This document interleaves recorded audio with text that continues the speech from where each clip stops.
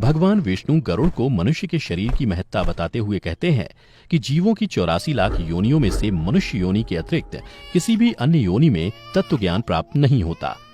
विभिन्न योनियों में हजारों हजार करोड़ों बार जन्म लेने के पश्चात इकट्ठा किए हुए पुण्य पुंज के नियोजन करने के पश्चात फिर कहीं जाकर मनुष्य योनि प्राप्त होती है। गरुड़ पुराण के अनुसार उत्तम शरीर प्रत्येक दृष्टिकोण से संपन्न और अविकल इंद्रियों को प्राप्त करके भी जो मनुष्य अपने हित को नहीं जान पाया, उस मनुष्य को गरुड़ पुराण में ब्रह्म घातक की उपाधि दी गई है।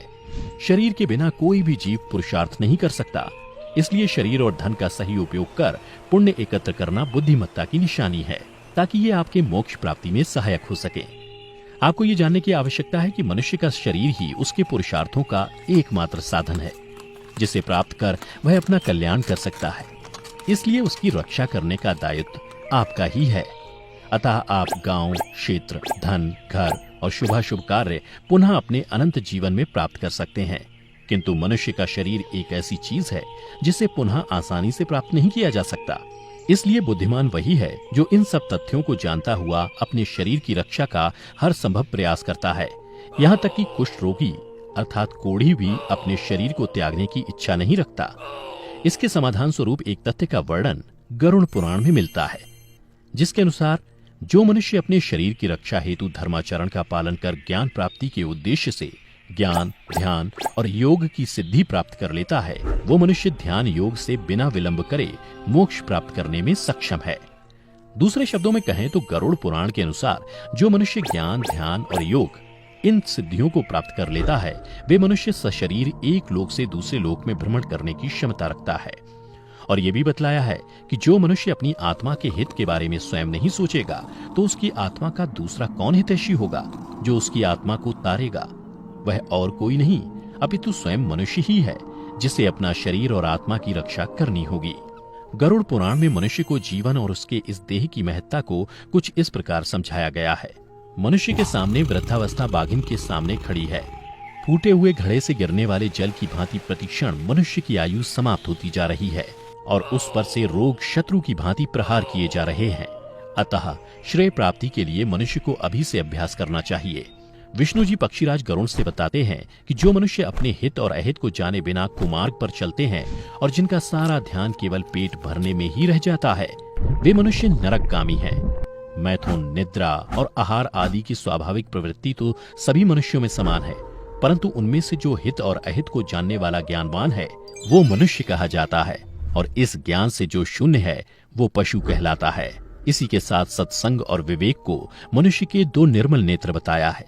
इससे अनजान व्यक्ति एक अंधे के समान है। परंतु कुछ लोग अनेक प्रकार की क्रियाएं जैसे कि व्रत, उपवास करते हैं, तो कुछ अज्ञानता से भरे लोग ढोंगी बनकर विचरण करते हैं। परंतु ये सवाल उठता है कि क्या शरीर को दंड देने मात्र से किसी अविवेकी व्यक्ति को मुक्ति प्राप्त हो सकती है? तो इसका उत्तर है नहीं।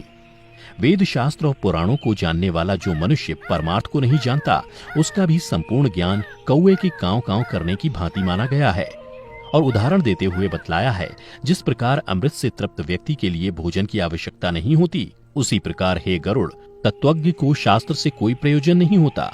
और ये भी जान लें कि ना तो वेदों के अध्ययन से और ना ही शास्त्रों के अध्ययन से मुक्ति प्राप्त होती है। मोक्ष प्राप्ति का एकमात्र उपाय है ज्ञान, और कुछ नहीं।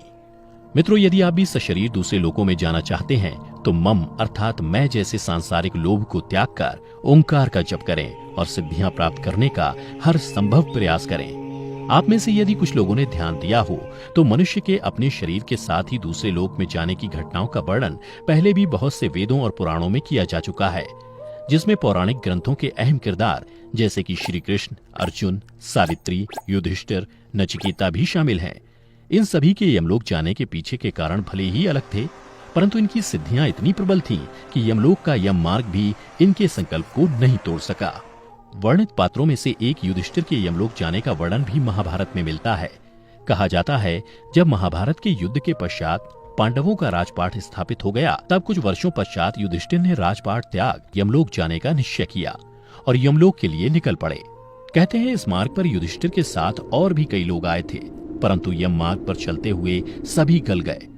एकमात्र युधिष्ठिर ही वो व्यक्ति थे जो यमलोक तक पहुंच पाए, लेकिन यम मार्ग पर चलते हुए उनकी भी आधी उंगली गल गई थी, क्योंकि उन्होंने भी महाभारत के युद्ध के दौरान एक आधा झूठ और आधा सच बोला था कि अश्वत्थामा मारा गया। नचिकेता। इसी प्रकार गंगा ग्रंथ के अनुसार बाजश्रवा के पुत्र नचिकेता भी अपने पिता का संकल्प पूर्ण करने के लिए यमलोक पहुंच गए थे, जिनकी पितृभक्ति से प्रसन्न यमराज ने उन्हें वापस लौट जाने के लिए कई प्रलोभन दिए, परंतु वो नहीं माने। अंततः यमराज ने नचिकेता को जन्म और मरण से संबंधित कुछ रहस्य बताए और साथ ही आत्मज्ञान भी दिया। फिर जाकर नचिकेता यमलोक से वापस लौटे। श्री कृष्ण। एक बार श्री कृष्ण भी यमलोक पहुंच गए थे। कहा जाता है जब श्री कृष्ण के गुरु संदीपनी ने गुरु दीक्षा में अपने पुत्र पुनर्दत्त को वापस मांगा, तब श्री कृष्ण अपने वचन को पूरा करने के लिए यमलोक तक चले गए और पुनर्दत्त को अपने गुरु संदीपनी को वापस लौटाया। इसी तरह ऐसे और भी पात्र हैं जिन्होंने मृत्यु के उपरांत यम मार्ग पर जाने के नियम को बदल दिया और वो जीवित यमलोक भी गए और वापस भी लौटे। परंतु आज के समय में श्री कृष्ण, अर्जुन और रावण जैसे ज्ञानी और सिद्धियों से निहित मनुष्य का मिलना असंभव सा लगता है। परंतु यदि कोई मनुष्य आज भी मौजूद है तो उसके लिए जीवित दूसरे लोकों में जाना संभव है।